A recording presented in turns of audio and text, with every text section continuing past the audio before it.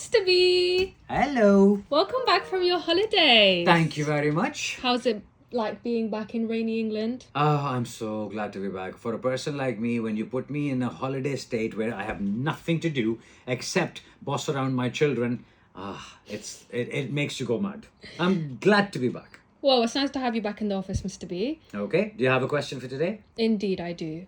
So, today's question goes, I have become an overstayer in the UK for a short amount of time, 2 months, okay?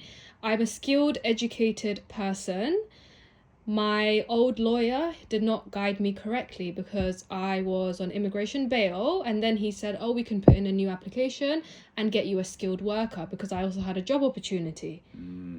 So now I don't know what to do. I've become an overstayer. Should I stay or should I go back? Okay, good question. And I'm glad that somebody like that has contacted us, because it's important for people who are educated, who are skilled, who have just overstayed by a short period of time to understand that that should not be the end of your immigration journey in the UK.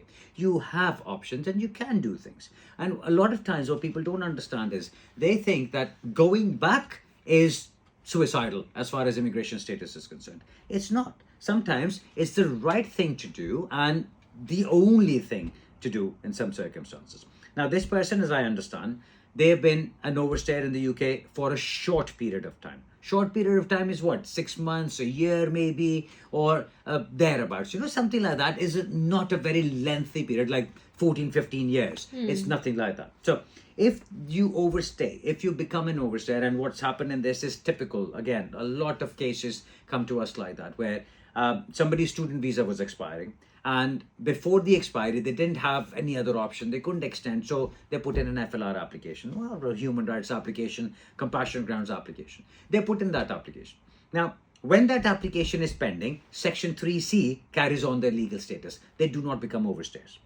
When that application gets refused and they do not have a right of appeal, that is when they become an overstayer, and that is where immigration bail letter is sent to them. Now, once you receive the immigration bail notification, that is confirmation that you have no leave to remain in the UK. Please understand that. And with the skilled worker visas, it says that if you want to make an application for a skilled worker, part of the eligibility requirement is that you are not on immigration bail. So a lot of people keep falling victim to this point, where lawyers or agents keep telling them, even if you're on immigration bail, we'll fight it, we'll appeal against it, we'll do something, and you'll get your status on skilled worker. You will not. So please understand that. So a person like this, who is skilled, who is an educated person, who is overstayed by a few months or a year or something like that, they can still leave voluntarily at their own expense and come back to the UK after 1 year. So the re-entry ban will only be for 1 year if they leave voluntarily. Of course, they ask for help and they say, we want a ticket from the Home Office or money on return, then they will be banned for 5 years. Or if they have been grabbed by the Home Office, detained and then removed, then they're banned for 10 years. So this person, I would say the best thing to do, leave immediately. Leave voluntarily. You haven't killed anyone. It's not like you can't come back. So leave voluntarily, spend 1 year outside the UK. And then after 1 year, look at your sponsorship. If the employer is still there to give you a sponsorship, absolutely no problem. You can apply for that sponsorship on the basis of that sponsorship, and you will be able to come back on the skilled worker visa. So the way I always explain it to clients, you are on a track. You've got off the track. Now for you to get back on the track, it's not going to happen if you keep running along with the track. You need to go back and get on from a place where you can actually get back on the track. So this is what they need to do. If they have overstayed in the UK, they've been served the immigration bail notice. Now they know if they want to come back as a skilled worker or as a skilled worker dependent or anything like that, they will need to go back to their, need to leave the UK for 1 year and then come back. They could go back to their own country. They could go back somewhere else where they have residence. But if they do go back, they will be able to meet the eligibility requirement when applying for a skilled worker. So that would be the best thing to do. Even if you're not coming under the skilled worker visa, if you are coming as a dependent or you're coming as a student or you want to come as a student, all those things, once you're off the track, understand you're not going to get on it.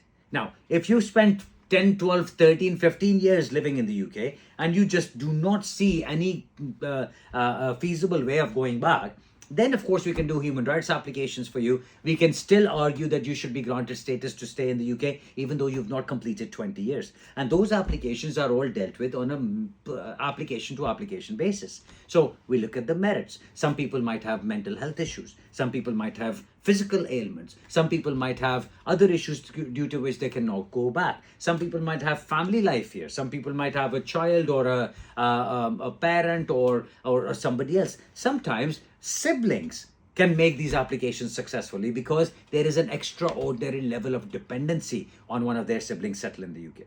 So all those sort of scenarios we can look into. And the reason I don't tell always people to go back after 14, 15 years of staying in the UK and making different applications, because sometimes the Home Office will then turn around and refuse you on the general grounds of refusal, saying that you've circumvented the immigration rules or you tried to frustrate the removal from the UK and all of those things. So everything has to be decided on a case-to-case basis. Of course, as always, my advice is make a time, make an appointment with either myself or one of my team, and then you'll be able to get a very clear understanding of what needs to be done under the circumstances of your case. What would you say to those professionals who have the anxiety of just thinking, oh, once I leave, I'm just going to find it really hard to come back? No, I understand that. I was talking to a doctor today. Yeah. A doctor who, I was telling her that you can go back to your country. You're eligible to practice there. Exactly. Just go back, spend a year over there. She had a relationship going and she did not want to go back. And I said, well, just go back for 1 year.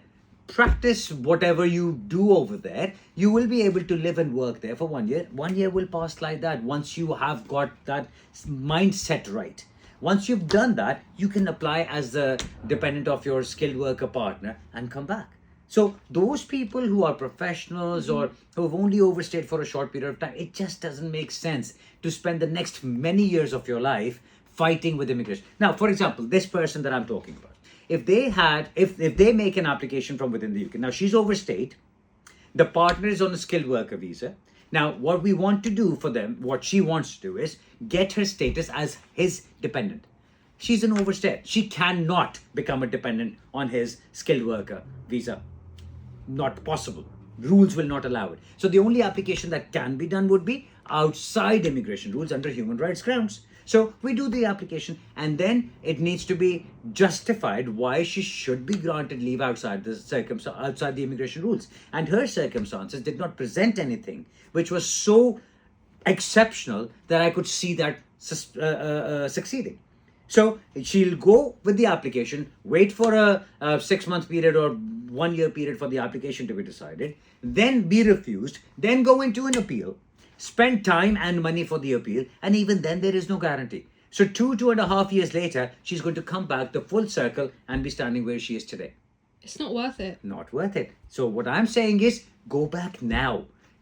Swallow that bitter pill, go back now, spend 1 year away from the UK, and then you can meet the immigration rules and come back.